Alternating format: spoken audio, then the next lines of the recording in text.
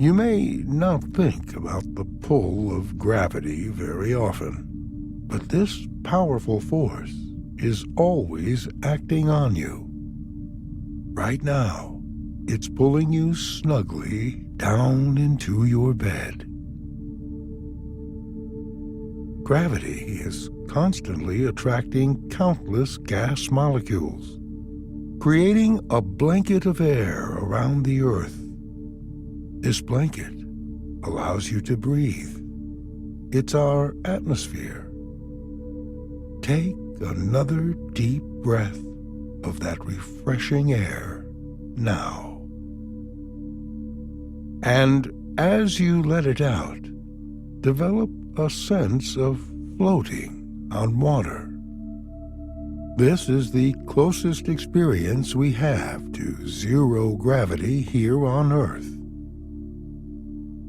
There's that sensation of weightlessness, laying perfectly still with your arms and legs stretched out. You can float on the top of the water. Pay close attention to these sensations. Little ripples atop the surface of the water cause you to sway gently. As you breathe in, your body floats a bit higher atop the water.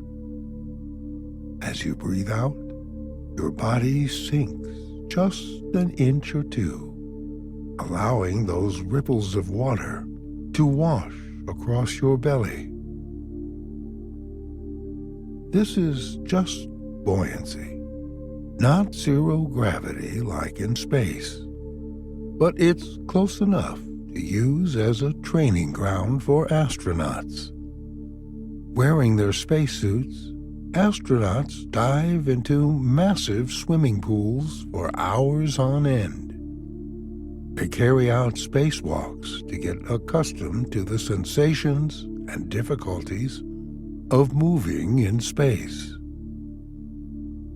Handles line every surface. Trainees must use one hand to hold themselves in place while they perform tasks with the other hand. If they let go, they are tethered to the underwater workspace to prevent them from floating away. The same is true for real spacewalks. Being tethered in is even more important in space because you can't swim back. This might make you appreciate the reliability of gravity here on Earth. It allows you to experience the gratification of sitting down after a long walk. That's a common excitement for astronauts returning to Earth, just sitting down. There's something quite special about it that we take for granted, about giving your body weight into something that will fully support you, like your bed or a comfy chair. So it's when you begin to float that you realize you're no longer on Earth. You're weightless. Now you've reached outer space. You're wearing a white astronaut's uniform, thick, cozy, and protective. You look down and check your seatbelt. Safe and secure. You can't float too far, just an inch or two off of your seat. The navigation system in front of you is dotted with colored, blinking lights. As the force of gravity fades, a new sense of stillness takes its place. Out here, you'll experience microgravity, not zero gravity. The Earth still has a slight pull. It's what allows your ship to remain in orbit. You've always wondered what it's like in space, and now you're starting to find out. You're on a trip to the International Space Station, a spacecraft operated and manned by multiple nations that orbits Earth at about 250 miles. It's the first home base for humans in space, where we can collect information and conduct experiments not possible on our home planet. You hear the recognizable buzz of a radio, followed by information from the ground command center. You've reached orbit. Now, it's safe to leave your seat. You reach down and unbuckle your seatbelt. When you let go, the seatbelt continues to float upwards. Your body follows it. At first, you hold on to the armrests out of instinct, but then you release your hands and feel true weightlessness for the first time. There's not much to it. That's what's odd. You're just drifting. Nothing holds you in any one direction. With your hands, you give a gentle push off the seat. It sends you slowly towards the ceiling of the cabin. It's not really the ceiling anymore, though. There's no up or down.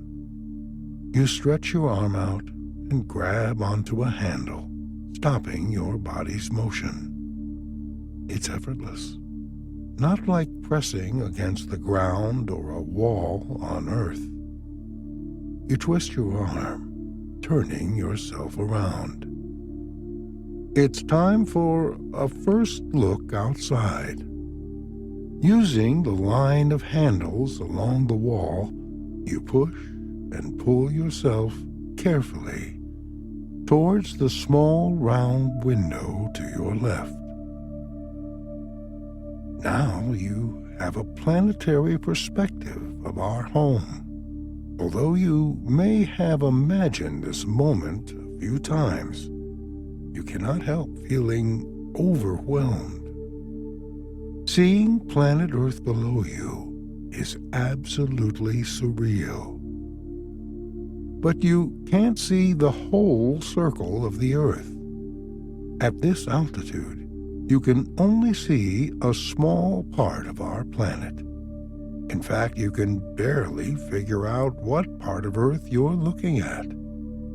There are no shapes that you can recognize. But as you're orbiting, this magnificent view will change, and you'll begin to recognize its geography. The most noticeable aspect is its color. Our planet looks so bright and blue. You are directly above an ocean. Its majestic blue waters are captivating. Here and there, white clouds dot the surface. They look fragile, like cotton candy. From up here, the ocean has no waves or movement. It seems frozen. But you know a vast array of life and activity is going on beneath its surface. How mysterious.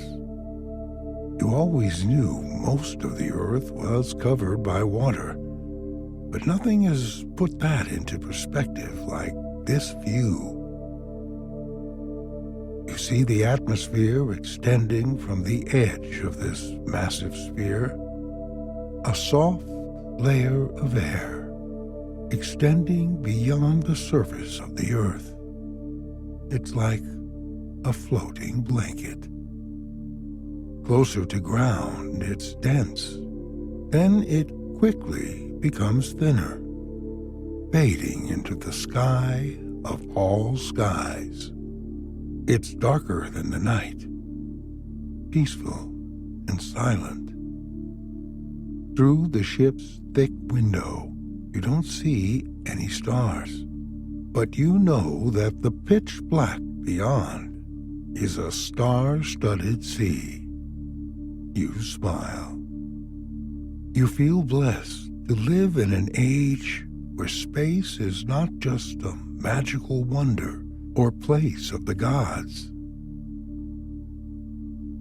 A beep from the navigation system signals that you're approaching your destination.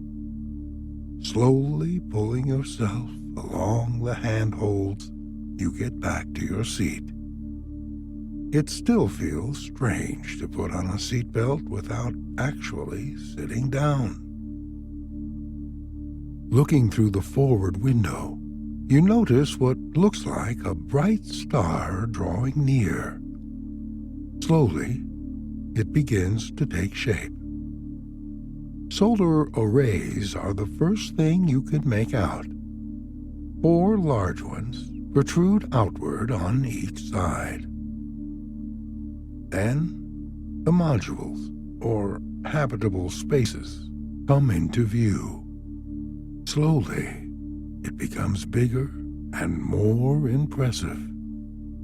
The spacecraft and the station are now at the same altitude.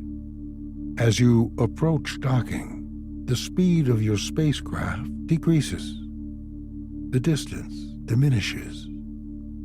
Small propulsion systems adjust the speed and direction of your spacecraft in minute degrees. The docking mechanisms must align perfectly to lock. A gentle bump, followed by a mechanical click, signal you've made contact. Your spacecraft is safely docked. Cheers sound over the radio as the personnel at ground control celebrate the success. You're now attached to this phenomenal space lab that will become your temporary home. After a whoosh of depressurization, you lift the lever and open the hatch. On the other side of this small round door is the International Space Station. Now that you're here, you'll really get to experience life in space. You're welcomed by a crew of 3 astronauts. They're smiling, happy that you've arrived.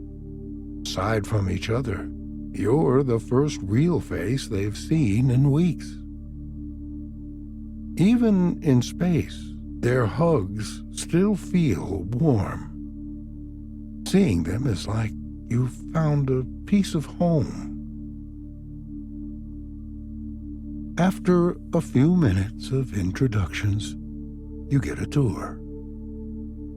Using handlebars along the walls of the modules, you fly through the space station corridors, guided by your new friends. The station has many laboratories, each with computers and all sorts of research and monitoring devices. You see special equipment used for experiments, cameras pointed at the planet below, and colorful buttons with very important functions. Some of the rooms remind you of offices, but this is unlike any workstation on Earth. Everything is secured to a wall or other surface, otherwise they'll float away. You can even perform your task using the ceiling. You think about it for a second. How would it be to work upside down? Back home, it would be challenging, if not impossible. But in space, all you need to do is turn your body. Now you are floating towards the service module. This is the heart of the space station. It serves many functions, like guidance, navigation, and living space. you take a moment to look around. It's even more crowded than the other units. As you get accustomed to your new home, you think of the people who have built all this. You appreciate how much work must have gone into anything here. Every bit of room along the walls is put to use. It took hundreds of people and years of work to create this. And the work of those individuals was built upon the work of those before them, physicists and astronomers. How amazing it is that we can create things that work outside of the rules of our own world. This is truly an accomplishment by all of humanity. After passing through the service module, you reach the back of the space station. Your guide has saved the best for last. Even before entering this unit, you see a bright light shining from the entrance. Excited, you give yourself another gentle push. As you float through the entryway, the universe is revealed. It's the observatory room, a compact dome with 7 large windows. You allow yourself to float toward the largest window, which faces Earth. You place your hands on the window to stop your motion and press your face up to the thick glass like a child, gazing awestruck into an aquarium. You're speechless. Through the 7 windows, planet Earth looks even more impressive. Its brightness is magnetic. Its cloud clusters remind you of fresh snow. If you don't know what to say, that's normal, your new friend remarks with a wink. He gives you a few moments to breathe in the beauty. Now, you're all alone. The planet has your full attention. Despite flying around 250 miles above Earth, you feel so connected to the world you grew up in. It will forever be your home. You think of your family, your life, of what it means to be a human being. It's awfully quiet up here, you think. The usual noises of life on Earth are miles away. The laughter of children playing in a park, the patter of raindrops against a window, the loving voice of a mother. On Earth, you hear so many different sounds on a daily basis.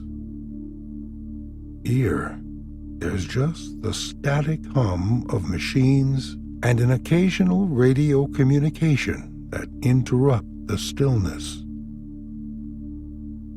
Beyond the space station, the cosmos are as silent as they are dark. There's something comforting about sound, you realize. It's a constant confirmation that you're not the only thing. Something else is there with you. You take a last look outside and return to your colleagues, who are now in the kitchen area. It's time for your first meal in space. Drawers on the walls contain a selection of different foods, most of which are dehydrated to preserve it without refrigeration. A small silver table covered in Velcro tape is on the side of the room. The Velcro keeps things from floating away. The table is at an angle. It's easier to use that way because you don't need to worry about spilling your soup in space. All food and drinks come in disposable bags. Straws and spoons are the best utensils here. You decide on a stew for your first meal. You add some water and put it in a forced air convection oven to warm it. While you're waiting, you begin to play with the bag of juice. You poke a straw into the bag and give it a squeeze, sending the liquid out the open end of the straw. Surface tension keeps it from dispersing into a million drops, and instead, it forms into a floating ball. You stick your straw into the ball of juice and drink it up before it floats away. After that bit of fun, your meal is ready. It doesn't smell or look like any oven-baked dishes back home.